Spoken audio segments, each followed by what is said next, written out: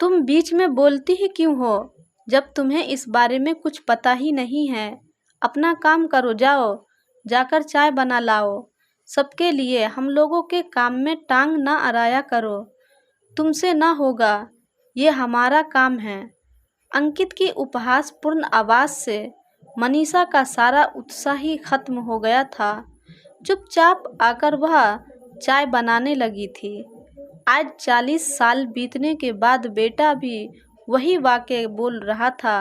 क्या माँ, तुम्हारी क्या समझ में आएगा? क्यों तुम घर के कामों में टांग अड़ाती रहती हो? कल तुम बाजार क्यों चली गई थी? फालतू के सामान ले आई। त्योहार आ रहे हैं तो मालती है ना व्यवस्था करने के लिए। उसे जो खरीदना होगा ले आएगी, मंगवा लेगी।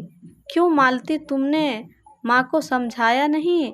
अंकित जैसे उन्हें अपराधिनी ठहरा रहा था। माँ किसी की सुनती है क्या? अब इस उम्र में उन्हें क्या कुछ समझने समझाने की आवश्यकता है?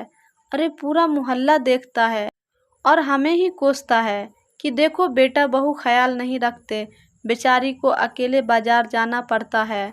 मालती भुन-भुन करती हुई शुरू हो गई थी।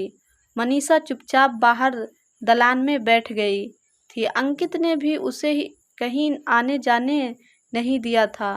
बाहर का सारा काम वह कर देते थे। मनीषा तो बस सुबह से चाय, नाश्ता, खाना, कपड़ा साफ सफाई, मेहमानों के स्वागत में लगी रहती थी।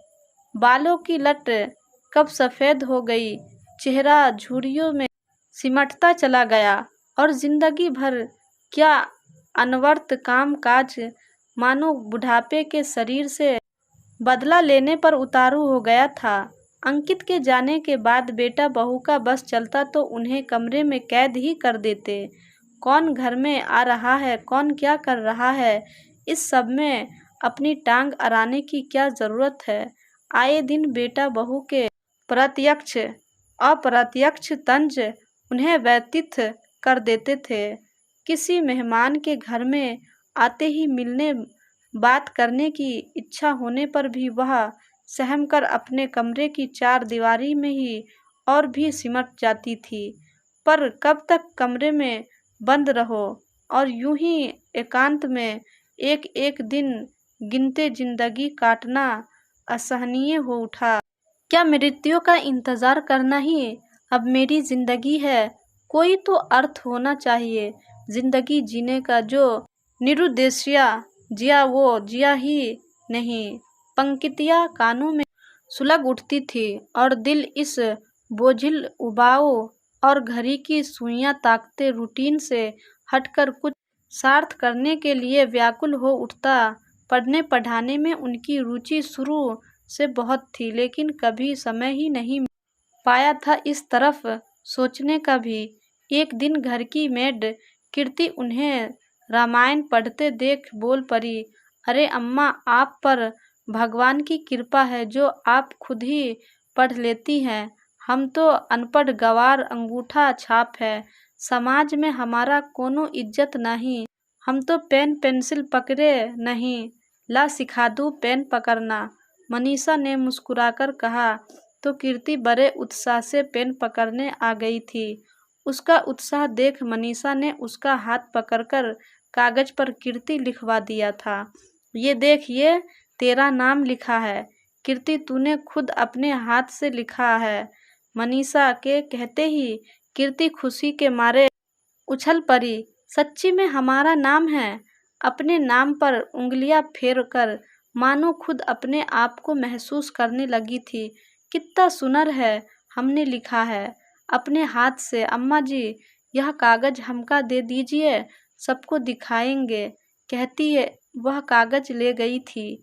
तभी से उनके मन में कीर्ति जैसी उपेक्षित और गरीब महिलाओं को पढ़ाने की इच्छा जागृत होने लगी थी। ऐसा प्रतीत होने लगा था उन्हें मानो जीवन जीने का कोई उद्देश्य मिल गया हो। लेकिन बिना बेटे बहू की स्वीकृति के इस दिशा में कुछ करने की हिम्मत नहीं हो रही थी। उनकी बात सुनते ही बेटा हंसने लग गया। आप क्या पढ़ाएगी माँ? अब इस उम्र में पढ़ाना लिखाना आपसे नहीं हो पाएगा। इतना आसान काम नहीं है माँ। और फिर किसे पढ़ाओगी? आपसे कौन पढ़ना चाहेगा? और ट्यूशन फीस? अरे बेटा, मैं मुफ्त में ये काम करना चाहती हूँ।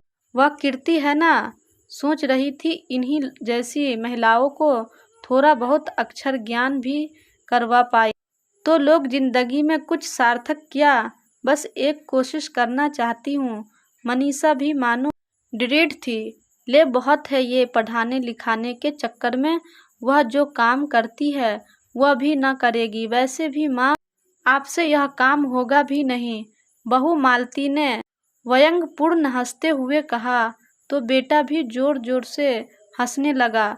आहत हो गई थी वह, बिना कुछ कहे सुनने कमरे में आ गई थी।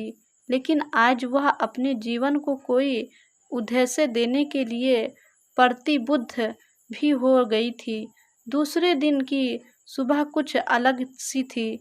कीर्ति, उसकी बहन और आसपास के घरों में काम करने वाली 3 और महिलाएं मनीषा को घेर कर बैठी थी।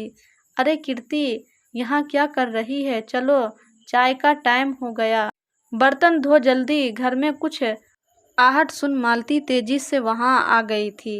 ये क्या हो रहा है? आपको समझाने का कोई असर नहीं है। अंकित, देख लो अपनी माँ के निराले ढंग। अंकित ने आते ही माँ पर बिगड़ना ही चाहा था कि अचानक मनीषा ने कीर्ति के हाथ में पेंसिल पकड़ाते हुए गंभीर स्वर में बिना मुंह ऊपर उठाए कहा था, नहीं बेटा, तेरी समझ में नहीं आएगा। यह मेरा काम है, मुझसे ही हो पाएगा। मेरे काम में अपनी टांग अड़ाने की जरूरत नहीं है। मनीषा की बात खत्म होते ही कीर्ति भी पेंसिल पर अपनी रखी उंगलियों की पकड़ बिठाती बोल उठी थी, हाँ दीदी जी, हमारे पढ़ाई के टाइम में आप अपनी टांग ना अड़ाइए। अभी हमारा काम पे जाने का टाइम नहीं हुआ है। मालती और अंकित बदले हुए तेवर देख चुपचाप अपने कमरे की तरफ बढ़ गए थे।